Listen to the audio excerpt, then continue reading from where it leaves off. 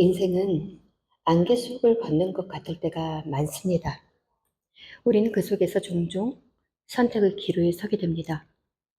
불확실한 삶 속에서 후회 없는 선택을 하기 위하여 우리가 무엇을 붙들고 살고 있는지, 알 수 없는 미래 앞에서 하나님은 우리에게 무엇을 붙들라고 말씀하시는지를 2주에 걸쳐 함께 살펴보겠습니다. 살다 보면 한 치 앞도 내다볼 수 없는 마치 자욱한 안개 속에 갇힌 것처럼 막막할 때가 있습니다. 중요한 기로에 서 있는데 무슨 일이 벌어질지 전혀 알 수 없기 때문에 불안해지면서 대체 어디로 발걸음을 옮겨야 할지 방향조차 가늠할 수 없는 답답한 순간입니다. 여호수아와 이스라엘 백성들이 마주한 여리고성 앞이 정확히 그랬습니다.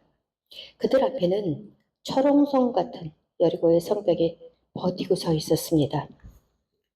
광야의 40년 세월을 지나왔지만 가나안 정복 전쟁이라는 거대한 현실은 그야말로 눈앞이 깜깜해지는 안개 그 자체였습니다.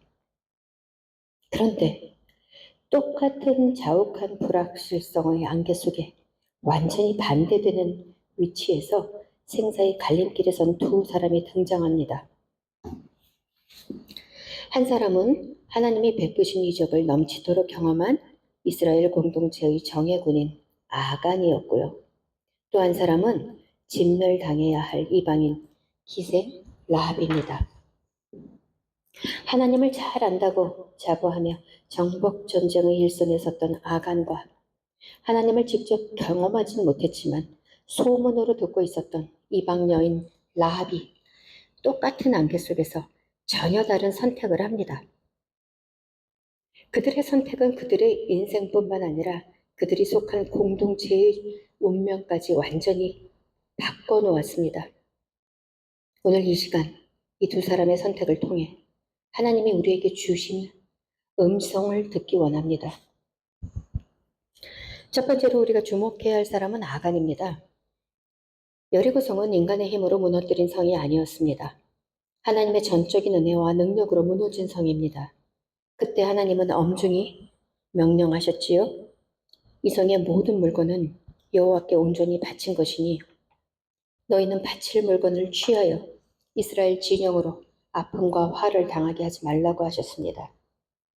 하지만 아간은 여리고성이 무너지고 불타며 하나님의 심판과 진멸이 진행되는 그 엄숙하고 거룩한 현장에서 하나님의 것을 도둑질합니다. 여호수아 7장 21절을 보실까요? 내가 노력한 물건 중에 시날산의 아름다운 외투 한 벌과 은 200세겔과 그 무게가 50세겔 되는 금덩이 하나를 보고 탐내어 가졌나이다. 보소서, 이제 그 물건들을 내 장막 가운데 땅속에 감추었는데 은은 그 밑에 있나이다 하더라. 아간이 왜 그랬을까요? 하나님이 주시는 은혜 없이는 한순간도 살 수 없었던 그 긴 광야를 지나오면서 하나님 신뢰하기를 훈련했던 사람이었지만 눈앞에 금덩이와 아름다운 외투를 보자 탐욕이 아간의 영혼을 가려버렸습니다. 그 순간 하나님이 어떤 분이신지 까맣게 잊어버리고 그분과의 엄중한 약속과 명령을 저버렸던 것입니다. 아간은 우상숭배와 불신앙으로 광야에서 죽어간 1세대의 참혹한 종말을 직접 눈으로 똑똑히 목격하며 자란 광야 2세대입니다. 광야 2세대는 매일 아침 하늘에서 내려오는 만나를 먹었고 구름 기둥과 불 기둥이라는 초자연적인 기적의 삶을 일상으로 경험했던 연단된 세대였습니다. 그런데 그 광야 훈련의 정점을 지나 가나안의 첫 관문인 여리고 앞에 섰을 때 아간은 너무나도 맥없이 그리고 처참하게 무너졌습니다. 성경 전체를 통틀어 이 상식 밖의 전개는 우리에게 깊은 영적 진리를 깨닫게 합니다. 광야에서는 갖고 싶어도 소유할 수 있는 물건이나 문화라는 것이 존재하지 않았습니다. 매일 먹을 만큼의 만나만 주어졌기 때문에 탐욕을 부릴 대상 자체가 없었던 환경이었지요. 그러나 가나안 입성과 함께 상황이 달라졌습니다. 신할산의 아름다운 외투는 당시 최고급 명품이자 세속적 문화의 상징이었고, 금과 은은 세상적 힘과 가치의 결정체였습니다. 소유할 것이 없던 광야에서는 드러나지 않았던 그의 숨겨진 탐욕이 눈앞의 세속의 화려한 물질이 펼쳐지자마자 기다렸다는 듯이 터져 나온 것입니다. 체험과 훈련의 세월이 자그마치 40년입니다. 그런데 체험과 훈련이 인간의 죄성을 다 지우지 못했다는 것을 보여줍니다. 보통 광야 같은 극심한 고난을 통과하거나 하나님의 은혜와 기적을 많이 체험한 사람들은 자신이 죄의 유혹으로부터 안전할 것이라고 착각합니다. 그러나 인간 안에 뿌리 깊게 박힌 죄성은 구원받았다고 해서 영적 체험을 많이 하고 은혜로 사는 사람이라고 해서 신앙의 연차가 길다고 해서 저절로 사라지거나 죄의 유혹으로부터 자동적으로 보호받게 되는 것이 결코 아닙니다. 아이러니하게도 인간이 가장 쉽게 넘어지는 때는 고난의 한복판, 광야가 아니라 여리고 점령과 같은 승리와 은혜의 직후입니다. 광야에서는 살기 위해 매 순간 하나님만 의지해야 했습니다. 하지만 여리고라는 철옹성이 하나님의 능력으로 허망하게 무너지는 거대한 승리를 보게 되었을 때 아간의 내면에 이 정도쯤이야 라는 유혹이 찾아왔습니다.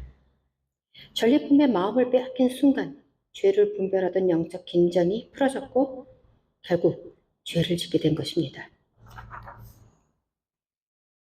우리라고 다를까요? 모태신앙이라서 직분자라서 은혜를 경험해 봤다고 해서 죄 앞에 안전한 사람은 아무도 없습니다. 그런데요, 아간이 지은 죄가 얼마나 무서운 결과를 낳았는지 보십시오. 아간의 죄는 아무도 몰래 혼자 저지른 개인의 일탈로 끝나지 않았습니다. 그가 숨긴 외투와 금덩어리는 이스라엘 전체를 향한 하나님의 거룩한 진노를 촉발했고 이어진 아이성 전투에서 이스라엘의 젊은 군사들이 희생당하고 참패와 수치로 이어졌습니다. 아간의 탐욕은 결국 자기 자신뿐만 아니라 죄 없는 가족들마저 아굴 골짜기에서 비참한 최후를 맞이하도록 했고 이스라엘 전체 공동체를 심판의 구렁텅이로 밀어넣는 끔찍한 결과를 가져왔습니다. 이것이 바로 성경이 경고하는 죄의 파급력입니다. 내 욕심을 채우기 위해 하나님과의 관계를 저버리고 불법의 줄을 붙드는 순간 그 죄는 결코 나 혼자에게만 머물지 않습니다. 죄는 가정을 흔들고 공동체를 무너뜨리며 교회까지 아프게 만듭니다. 반면에 성벽이 무너져 내리는 소리를 들으며 공포와 두려움에 떨어야 했던 이방 여인 라합의 모습을 보십시오. 그녀 역시 여리고라는 거대한 성 안에서 내일 일을 알 수 없는 캄캄한 안개 속에 갇혀 있었습니다. 하지만 라합은 눈앞의 거대한 성벽이 자신을 지켜줄 것이라고 생각지 않았습니다. 그녀의 눈은 철옹성 같은 여리고 성벽 그 너머에 계신 구원의 하나님을 바라보고 있었습니다. 여호수아 2장 11절에서 라합이 정탐꾼들에게 이렇게 고백합니다. 우리가 듣자 곧 마음이 녹았고 너희로 말미암아 사람이 정신을 잃었나니 너희의 하나님 여호와는 위로는 하늘에서도 아래로는 땅에서도 하나님이시라. 라합은 자신의 목숨을 걸고 이스라엘 정탐꾼을 지붕에 숨겨주는 선택을 했습니다. 그리고 그들이 떠날 때 약속했던 붉은 줄을 창문에 매달아 놓았습니다. 인간적인 계산으로는 창문에 매달아 놓은 붉은 줄 하나에 자신과 온 가족의 운명을 맡기는 것은 자칫 돌이킬 수 없는 어리석은 선택이 될 수도 있다는 두려움이 있었을 것입니다. 차라리 미리 도망치거나 여리고 왕에게 밀고 하는 편이 보다 더 현실적이고 안전한 선택이라는 망설임도 있었을 것입니다. 그러나 라합은 세상의 계산을 내려놓고 하나님의 구원 역사에 자신과 가족의 운명을 통째로 걸었습니다. 그 붉은 줄 자체에 힘을 믿은 것이 아니라 하나님의 신실하심과 약속을 믿었던 것입니다. 그래서 라합은 자신뿐만 아니라 온 가족을 심판으로부터 건져냈을 뿐만 아니라 영원히 멸망받아 마땅했던 이방기생 라합이라는 이름을 예수 그리스도의 거룩한 족보에 올리고 생명의 연대의 통로가 될 수 있었던 것입니다. 안개 속에서 세상의 욕심 대신 하나님의 주를 붙든 자에게 주시는 놀라운 역전의 은혜입니다. 오늘 말씀을 들으시면서 어떤 생각을 하셨는지요? 우리의 삶도 안개 속 같을 때가 많습니다. 중요한 결정을 앞두고 불안하기도 하고 먹고 사는 문제와 불확실한 미래 때문에 무엇을 붙들어야 할지 고민할 때도 있습니다. 설교를 들을 때는 적어도 나는 아간같이 살진 않을 거야 라고 생각할 수 있습니다. 그러나 주일이 지나 월요일이 되고 팍팍한 현실과 불확실한 미래를 마주하게 되면 이야기가 달라집니다. 눈앞의 현실은 너무 선명한데 하나님은 보이지 않기 때문입니다. 그래서 우리는 어느새 아간처럼 통장 잔고와 세상의 안전장치 같은 눈에 보이는 확실함에 마음을 빼앗기고 그곳에 내 운명을 맡기곤 합니다. 그러나 믿음은 보이는 것을 붙드는 것이 아니라 보이지 않아도 약속하신 하나님을 붙드는 것입니다. 아간은 금을 붙들었다가 모든 것을 잃었고 라합은 하나님의 약속을 붙들어 자신과 온 가족이 살았습니다. 하나님은 오늘 이 말씀을 통해 우리에게도 묻고 계십니다. 너는 지금 무엇을 붙들고 살아가고 있느냐? 그러나 여러분, 이 본문은 단순히 세상 물질을 버리고 하나님을 선택하라는 유치한 이분법이나 개인의 윤리 도덕을 말하는 것이 아닙니다. 성경이 고발하는 아간의 죄는 단지 전리품 몇 개를 탐낸 데 있지 않습니다. 하나님께 온전히 구별된 것, 헤렘을 자신의 것으로 삼음으로써 하나님의 거룩하심을 가볍게 여긴 데 있습니다. 여호수아 7장 1절에서 죄는 아간 한 사람이 지었는데도 이스라엘 자손이 범죄하였다라고 나옵니다. 신앙은 나 혼자만의 경건이 아닙니다. 한 사람의 은밀한 죄와 거룩함의 상실은 공동체 전체의 생명력을 무너뜨릴 수 있습니다. 무엇보다 이 본문은 혈통과 신앙의 연차나 직분이 구원을 보장하지 않는다는 사실을 보여줍니다. 유다 지파의 명문가 출신 아간은 하나님을 경외하지 않아 구속사의 흐름에서 끊어졌습니다.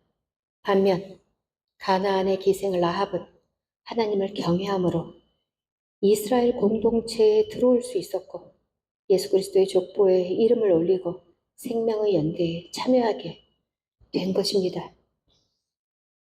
은혜의 한복판에 있어도 하나님을 업신여기면 아간처럼 끊어지고 가나안 한복판에 있어도 하나님을 경외하면 라합처럼 생명의 족보에 연결되는 것입니다. 그러므로 여호수아서가 오늘 우리에게 보여주는 최종적인 그림은 이것입니다. 과연 누가 그리스도의 구속사에 연결된 생명인가? 아간이 돌에 맞아 죽었던 그 절망의 현장, 악골 골짜기를 향해 하나님은 훗날 호세아 선지자를 통해 이렇게 약속하셨습니다. 거기서 비로소 그의 포도원을 그에게 주고 악골 골짜기를 소망의 문으로 만들어 주리니. 우리의 자격과 행위만으로는 아간과 다를 바 없는 죄와 탐욕으로 악골 골짜기에서 죽어 마땅합니다. 하나님은 그 괴로움의 현장에서 우리를 예수 그리스도라는 소망의 문으로 연결해 주셨습니다. 그리고 라합과 같이 구원의 생명책에 우리 이름을 올려주셨습니다. 사랑하는 여러분, 우리는 이미 십자가의 은혜로 그리스도라는 생명의 연도 속에 들어선 사람들입니다. 여러분이 십자가에서 모든 것을 내어주신 생명이신 예수 그리스도에게 뼛속 깊이 연결되어 있다는 것을 아셔야 합니다. 기억하셔야 합니다. 세상 사람들하고 똑같이 유효기간 짧은 세상의 금덩어리와 외투를 손에 쥐려고 아등바등 불안해하지 마십시오. 내가 가진 것이 내 생명을 지키는 것이 아닙니다. 삶의 주권자 되신 예수 그리스도와의 생명의 연대를 붙드십시오. 아멘.